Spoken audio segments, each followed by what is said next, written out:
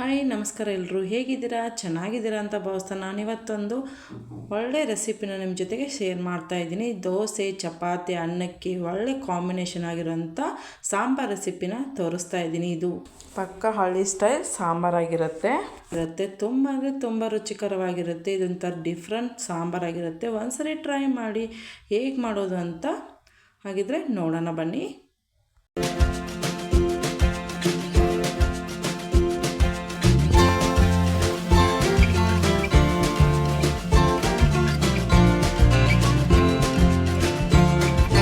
ನನ್ನ ಚಾನಲ್ನ ಇನ್ನೂ ಸಬ್ಸ್ಕ್ರೈಬ್ ಮಾಡ್ಕೊಳ್ಳಿ ಅಂದರೆ ಸಬ್ಸ್ಕ್ರೈಬ್ ಮಾಡ್ಕೊಳ್ಳಿ, ಬೆಲ್ ಐಕಾನ್ನ ಪ್ರೆಸ್ ಮಾಡಿ ನೋಟಿಫಿಕೇಷನ್ ಆನ್ ಮಾಡ್ಕೊಳ್ಳಿ. ನಾನು ಹಾಕೋ ವಿಡಿಯೋಸ್ ಎಲ್ಲ ಬರುತ್ತೆ ನೋಡಿ. ಇಲ್ಲಿ ನಾನು ಮಾಡೋದು ಹೇಗೆ ಅಂತ ತೋರಿಸ್ತಾ ಇದ್ದೀನಿ. ಕುಕ್ಕರ್ನ ತೊಗೊಂಡಿದ್ದೆ. ಕುಕ್ಕರ್ಗೆ 1 ಬೌಲ್ನಷ್ಟು ನಾನು ತೊಗರಿಬೇಳೆ ತೊಗೊಂಡಿದ್ದೀನಿ. ಇದನ್ನು ಚೆನ್ನಾಗಿ ಕ್ಲೀನಾಗಿ ತೊಳೆದ್ತಾ ಇದ್ದೀನಿ.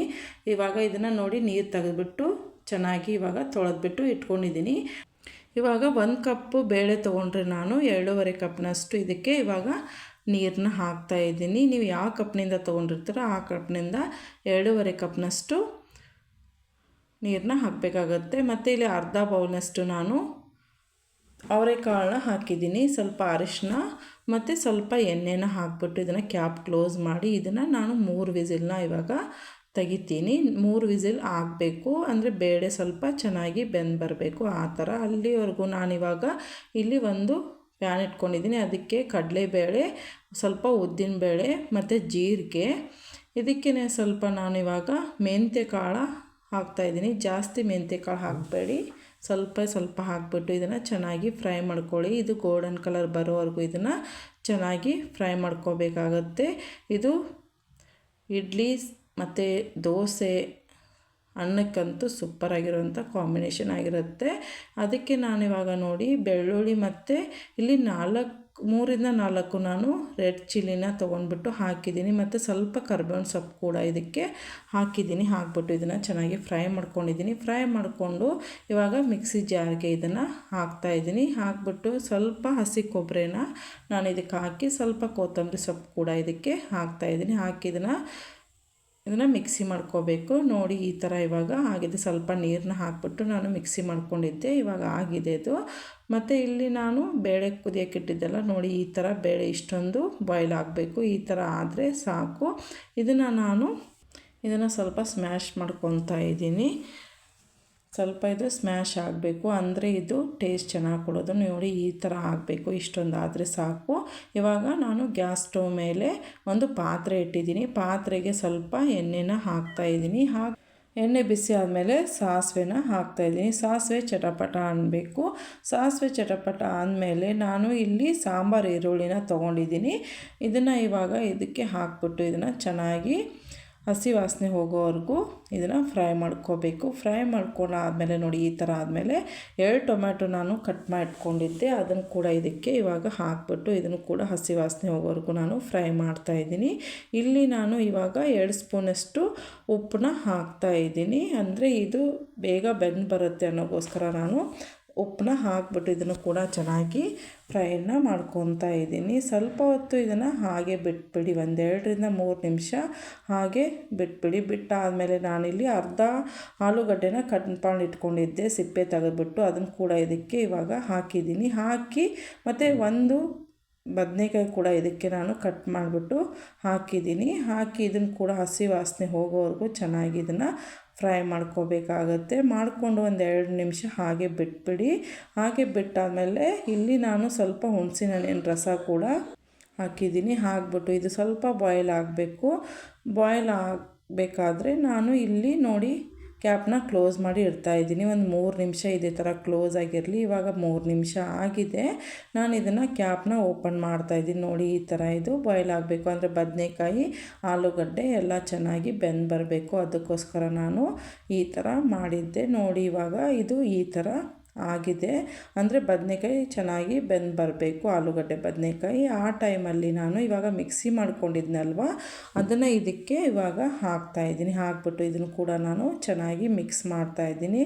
ನಾನು ಮತ್ತೆ ಹೇಳ್ತಾ ಇದ್ದೀನಿ, ಹಸಿ ವಾಸನೆ ಹೋಗೋವರೆಗೂ ಚೆನ್ನಾಗಿ ಫ್ರೈ ಮಾಡ್ಕೋಬೇಕಾಗತ್ತೆ, ಅಂದರೆ ಮಾತ್ರ ಈ ಸಾಂಬಾರು ಟೇಸ್ಟ್ ಚೆನ್ನಾಗಿ ಕೊಡೋದು.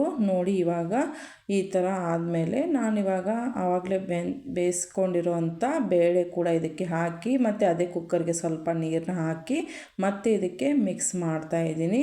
ನೀವು ಸ್ವಲ್ಪ ಗಟ್ಟಿ ತಿಳು ಆ ಥರ ನೋಡಿಕೊಂಡು ನೀರನ್ನ ಹಾಕ್ಕೋಬೇಕಾಗತ್ತೆ. ನೋಡಿ ಈ ಥರ ಇಷ್ಟು ಹದಕ್ಕೆ ಬರಬೇಕು, ತುಂಬ ನೀರು ಹಾಕಕ್ಕೆ ಹೋಗಬೇಡಿ. ಸ್ವಲ್ಪ ಅಂದರೆ ಗಟ್ಟಿ ಅನ್ನಿಸ್ತಾ ಇದ್ದರೆ ನೀರನ್ನ ಸ್ವಲ್ಪ ಹಾಕ್ಕೊಳ್ಳಿ. ನೋಡಿ ಈ ಥರ ಆಗಬೇಕು. ತುಂಬ ನೀರು ಹಾಕಿದರೆ ಟೇಸ್ಟು ಅಷ್ಟೊಂದು ಟೇಸ್ಟ್ ಕೊಡೋಲ್ಲ. ಅದಕ್ಕೋಸ್ಕರ ಇಲ್ಲಿ ನೀವು ಇವಾಗಲೇ ಚೆಕ್ ಮಾಡ್ಕೋಬೇಕು. ನಾನು ಉಪ್ಪು ಸ್ವಲ್ಪ ಕಡಿಮೆ ಅನ್ನಿಸ್ತಾ ಇತ್ತು, ಉಪ್ಪು ಹಾಕಿದ್ದೀನಿ. ಮತ್ತು ಸ್ವಲ್ಪ ಒಂದು ಕರಿಬೇವಿನ ಸೊಪ್ಪು ಕಡ್ಡಿ ಕೂಡ ಇದಕ್ಕೆ ಹಾಕಿಬಿಟ್ಟು ಹಾಗೆಯೇ ಬಾಯ್ಲ್ ಮಾಡೋಕ್ಕೆ ಇಟ್ಟಿದ್ದೀನಿ. ಸ್ವಲ್ಪ ಇದು ಚೆನ್ನಾಗಿ ಬಾಯ್ಲ್ ಆಗಬೇಕು, ಅಂದರೆ ಅದರ ರಸ ಅದು ಬಿಟ್ಕೋಬೇಕು, ಅಂದರೆ ಇದು ಟೇಸ್ಟ್ ಚೆನ್ನಾಗಿ ಕೊಡೋದು. ಅದಕ್ಕೋಸ್ಕರ ನಾನು ಒಂದು 2-3 ನಿಮಿಷ ಇದೇ ಥರ ಬಾಯ್ಲ್ನ ಆಗೋಕ್ಕೆ ಬಿಡ್ತಾ ಇದ್ದೀನಿ. ನೋಡಿ ಎಷ್ಟೊಂದು ಚೆನ್ನಾಗಿ ಬಾಯ್ಲ್ ಆಗ್ತಾಯಿದೆ. ಈ ಬಾಯ್ಲ್ ಆಗೋ ಟೈಮಲ್ಲಂತೂ ತುಂಬ ಚೆನ್ನಾಗಿ ಸ್ಮೆಲ್ ಬರ್ತಾಯಿತ್ತು.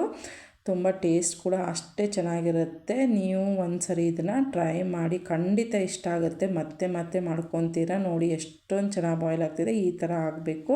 ಒಂದು 2 ನಿಮಿಷ ಬಾಯ್ಲ್ ಆಗ್ತಾ ಇರಲಿ, ಅಲ್ಲಿವರೆಗೂ ನಾನು ಇಲ್ಲಿ ನೋಡಿ ಒಂದು 2-3 ಬೆಳ್ಳುಳ್ಳಿನ ತೊಗೊಂಡ್ಬಿಟ್ಟು ಇದನ್ನು ಚೆನ್ನಾಗಿ ಕುಟ್ಬಿಟ್ಟು ನಾನು ಸೈಡ್ಗೆ ಇಟ್ಕೊತಾ ಇದ್ದೀನಿ, ಅಂದರೆ ಒಗ್ಗರಣೆಗೋಸ್ಕರ.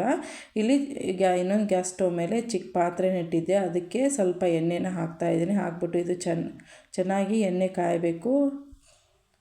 ಕಾಯ್ದಾದಮೇಲೆ ನಾನು ಇದಕ್ಕೆ ಸಾಸಿವೆ ಕೂಡ ಇದಕ್ಕೆ ಹಾಕ್ತಾಯಿದ್ದೀನಿ. ಸಾಸಿವೆ ಚಟಪಟ ಆದಮೇಲೆ ಜೀರಿಗೆ ಕೂಡ ಹಾಕಿದ್ದೀನಿ. ಮತ್ತು ಆವಾಗಲೇ ನಾವು ಕುಟ್ಟಿಟ್ಕೊಂಡಿರುವಂಥ ಬೆಳ್ಳುಳ್ಳಿ ಕೂಡ ಇದಕ್ಕೆ ಹಾಕ್ತಾಯಿದ್ದೀನಿ. ಹಾಕಿ ಇದನ್ನು ಕೂಡ ಚೆನ್ನಾಗಿ ಫ್ರೈ ಮಾಡ್ಕೋಬೇಕಾಗುತ್ತೆ. ಸ್ವಲ್ಪ ಅಂದರೆ ಇದು ಗೋಲ್ಡನ್ ಕಲರ್ ಬರಬೇಕು ಆ ಥರ.